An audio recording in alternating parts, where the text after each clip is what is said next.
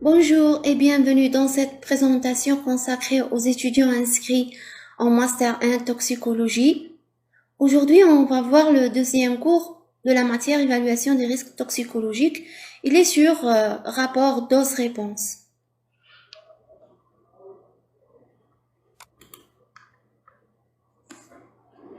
Un des paramètres majeurs de l'évaluation toxicologique est l'évaluation du rapport dose-réponse ou ce qu'on appelle concentration-effet. La dose-réponse ou la concentration-effet, elle est toujours en fonction du temps. Et ils décrivent la relation entre une dose d'exposition et la réponse observée. Donc, les deux rapports décrivent la relation entre une dose d'exposition et la réponse observée. Cette notion est basique dans le cadre de l'estimation du degré d'une exposition sans danger. Elle est indispensable pour expliquer les variations de l'effet d'une substance, que ce soit son intensité ou le pourcentage des individus qui répondent à un degré particulier de cet effet. Graphiquement, les résultats obtenus pour chaque dose ou bien pour chaque effet sont représentés par un point. Donc ici, tous ces points représentent les résultats obtenus pour chaque dose. Graphiquement aussi, cette méthode permet de préciser la dose ou la concentration minimale et acceptable pour une substance chimique, un rayonnement, un organisme pathogène exogène, etc. Mais aussi elle permet de déterminer la dose qui cause la réponse ou l'effet sur la moitié de la population. D'études, bien sûr, représentées par exemple par la DL50. DL, c'est la dose létale médiane. CE, c'est la concentration efficace médiane. CE, 50.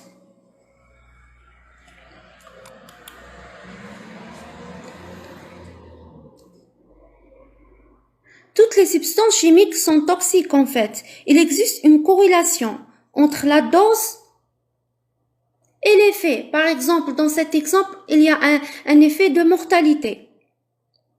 L'effet va être engendré par la substance toxique. Plus la dose est élevée, plus l'effet peut être nocif. Donc ici, plus la dose est élevée, plus on peut avoir une mortalité. Donc on peut avoir jusqu'à 100% de mortalité. Une fois le seuil de toxicité est dépassé, la sévérité de la réponse observée augmente, marquée par une augmentation de l'intensité et de la diversité des effets toxiques sur les organismes qui sont soumis au test. Mais aussi le pourcentage d'individus affectés dans un lot exposé à cette dose, par exemple.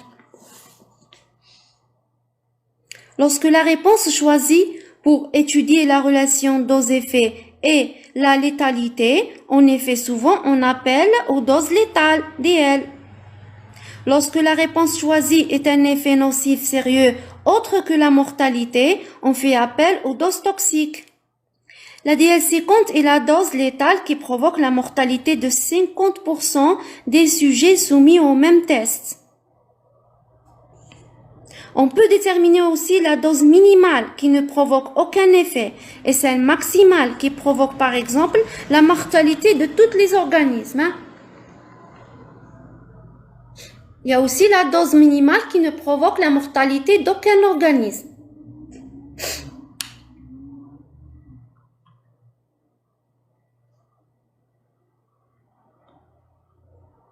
Les données dose-réponse permettent de classer les toxiques par ordre croissant de toxicité. On a par exemple le toxique A et le toxique B.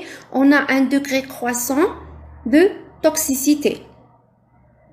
Cette comparaison entre deux toxiques, par exemple, peut être particulièrement informative, dans la mesure où l'on peut déterminer la dose toxique d'une substance en la comparant avec celle d'une substance dont on connaît déjà sa dose toxique, par exemple. Elles permettent aussi de définir la marge de sécurité qui est égale à TD50 ou TD10. Certaines limites doivent être cependant prises en considération. C'est très important ce point, parce que les valeurs seules des courbes dose-réponse ne suffisent pas pour fournir des informations sur la toxicité d'une substance, bien que le toxique A, par exemple, dans cette figure, le toxique A soit plus toxique que le toxique B à des doses élevées, ce n'est plus le cas à des doses faibles. Ce n'est plus le cas des doses faibles, regardez. Le toxique B a un seuil de toxicité plus bas et provoque des effets adverses à des doses plus faibles par rapport au toxique A. L'aspect de la courbe dose-réponse est important. En cherchant les valeurs de la DL50 ou bien les valeurs des DL50 pour chacun des toxiques A et B, on pourrait déduire par défaut que le toxique A est toujours plus toxique que le toxique B. Les courbes qu'on voit ici démontrent que cela n'est plus valable à dose faible dans ce cas.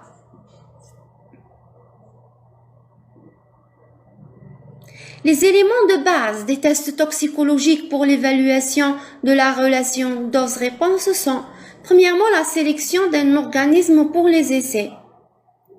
Les organismes qu'on peut choisir pour les essais sont variés. Par exemple, un matériel cellulaire humain isolé. Par exemple, si on considère les cellules du sang, par exemple, qui ont été isolées, ils peuvent être soumis à un test de toxicité par une molécule, puis on peut faire le calcul en utilisant le microscope, on peut faire le calcul des cellules vivantes et des cellules mortes. Autres éléments sont les souches bactériennes isolées, des tissus d'animaux ou de végétaux. On peut utiliser aussi des souris, des rats, des lapins, des crustacés, des vertébrés, des invertébrés. Les tests toxicologiques pratiqués sur quelques organismes animaux choisis prévoient les mêmes effets probables attendus chez l'homme. La dose toxique d'une substance est donnée en milligrammes par kilogramme. En la multipliant par le poids de l'individu, on obtient une approximation de la dose toxique pour un homme. Aux doses toxiques, les humains sont considérés généralement comme plus sensibles que les espèces soumises aux tests, tels que les rats, les souris, les lapins dans ce cas.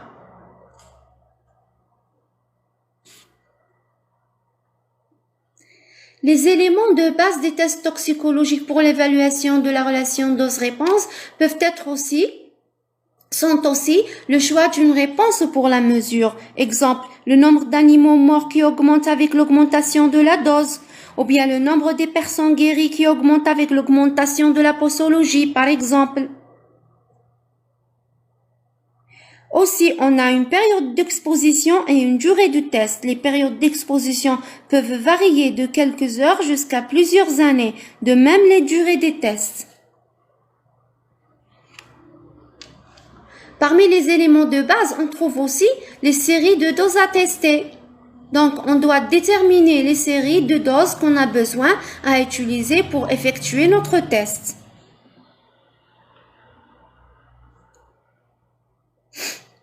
La notion de seuil est très importante aussi, parce que l'effet toxique dépend de la quantité de la substance administrée et du seuil d'apparition de ces effets. Au-delà de la dose seuil, les effets toxiques apparaissent lorsqu'une quantité de la substance en question est administrée. La notion de seuil de toxicité est importante pour fixer des normes d'exposition d'intérêt préventif. La valeur seuil étant la quantité minimale sous laquelle il ne se produit pas d'effet. Majoritairement, les effets toxiques des composants chimiques ou physiques dépendent de la dose biologique efficace ou dose équivalente. Il existe un seuil où l'exposition à ces composants entraîne des effets irréversibles lorsque les mécanismes de détoxification, de réparation et de compensation de l'organisme sont dépassés. C'est ce qu'on appelle effet toxique à seuil ou déterministe. Il n'en est pas de même pour les substances chimiques cancérogènes et les rayonnements ionisants, dont les effets toxiques sont sans seuil ou stochastiques. En effet, on considère que la probabilité qu'une seule molécule ou particule pénétrant dans les tissus biologiques est à l'origine d'une lignée cellulaire cancéreuse. Les études de radioprotection sont basées sur l'hypothèse d'absence de valeur limite d'exposition. Le seuil d'exposition préventive est établi suivant les critères d'absence d'apparition des effets à court terme et d'une réduction de l'apparition des effets à long terme. Les études d'écotoxicité en laboratoire permettent une première approche à l'extrapolation environnementale. Les méthodologies est similaire, ou bien la méthodologie est similaire, et elle détermine aussi la CE, elle détermine aussi the lowest observed effect concentration and the no observed effect concentration. Et ça via un matériel biologique représentatif du milieu, soit des micro-organismes, des invertébrés, des vertébrés ou des végétaux terrestres et aquatiques, etc. Dans le prochain cours, on va voir la caractérisation de l'exposition. Je vous remercie pour votre attention and see you.